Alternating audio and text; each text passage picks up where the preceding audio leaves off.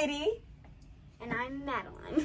And we just had a special delivery from Ball Ingenuity. More trial plants have arrived. This is very exciting. So we are going to get this unboxed and see what we have. These look like some cannas and some begonias. Okay, stay tuned to see what we have.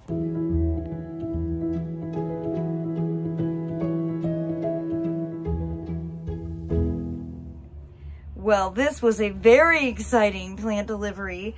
We've got 3 different cannas in the Canna Canova series, and then all of these awesome begonias. And gosh, I guess I want to grow these begonias in containers. They are beautiful. So these are Rex. This is Jurassic Junior Strawberry and Emerald Ring. We have here Dino Cherry Fields, and I love this super silvery one called Jurassic Snowfall. Oh, what a great name. Well, I look forward to sharing an update as I get these things planted. Oh, it's going to be a very exciting summer.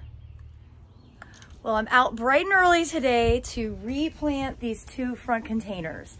And I'll tell you, I've had some hesitation because from where I sit, right in there on the couch, I look out and I see this barley, and it's amber and it's glowing in the morning sun, and it's got this incredible cottage garden background behind it. And I'm like, what are you thinking? You don't want to get rid of it? But then when you're standing out here, this container looks terrible.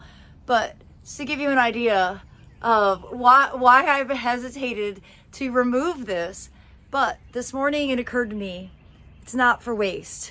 We are going to actually use this dried barley in our native bee hotel that we're going to be filling later this morning. So be sure to subscribe so that you will see that process in an upcoming video.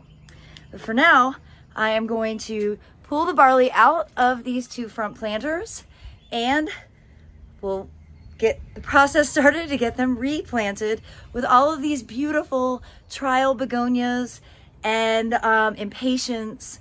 And I'll give you a close-up view of what all those plants look like.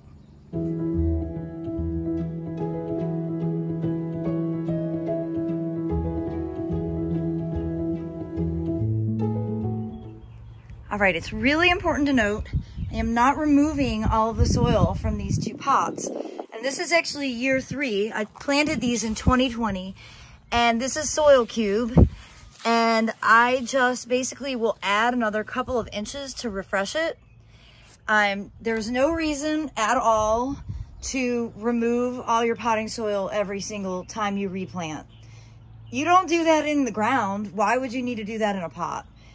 Only if you have a disease that impacts your plants that's a root-borne disease would you need to replenish or like actually take it out and completely refill. And you can see the grains, you know, they're relatively easy to rip out. Their roots are much larger than this, but remember, these are annuals, so those roots that are left in the pot can just decompose and add organic matter. Now, another interesting thing to note about these pots, they're relatively large. I think these are like 10 gallon. I have a 3-gallon pot inverted inside of this, so the entire pot isn't filled with soil.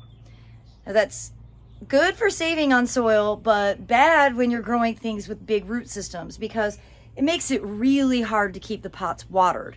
And in fact, I have a pot in the back that I'm going to show you that I did that as a demonstration last fall, and the plants are suffering so much now because I just can't keep enough water in it because there's not enough soil. Here, I'm not going to remove the pot from these containers because everything that I'm going to be planting has really shallow roots, and these are kind of shade-loving plants that in this condition, they're going to get morning sun. It's a very shady location now because this weeping Celtis, you know, is growing over. 3 years ago when I first did these planters, I grew heirloom tomatoes very successfully, but now I'm quite certain that this is too much shade to successfully grow tomatoes and actually get fruit, which is why I have landed on this very not typical Brie plant palette. So let me show you what I'm going to be planting. I feel like I have said 1,000 times, I'm not a begonia person. And yet those trial begonias that I planted last year, the Hula red bicolor, are absolutely exquisite, and I'm rethinking this. So I have all these trial begonias, and these are from a couple different companies, so I'm mixing them up, but I think that's okay. That's sort of the point of being a person who trials. The process is really easy. I've got some fresh soil cube right here. I'm simply going to top dress both of the pots, and then I'll get all of these things planted. I'll mulch them with the ground aged pine bark, and this will be off my to-do list.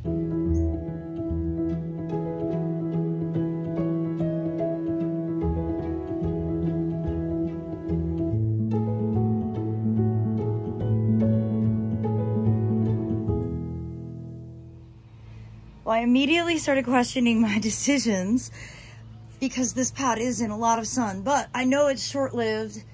The sun pattern changes really rapidly, and this is shade most of the day.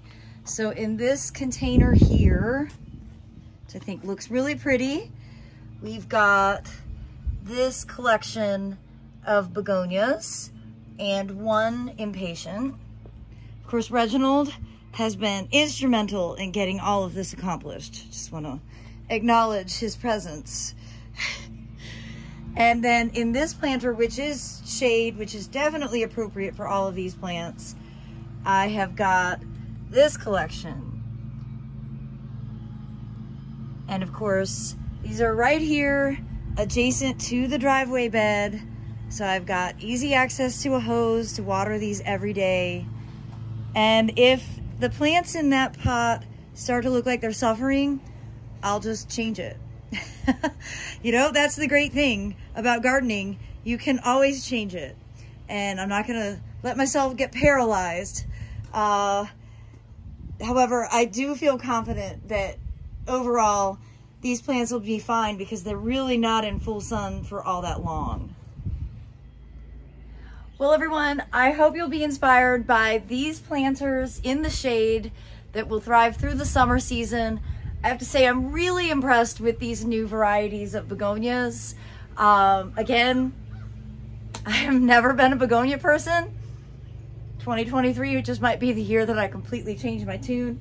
I sincerely look forward to sharing updates with all of you as these pots grow out for the summer season. And I appreciate so much you tuning in. Thanks for watching.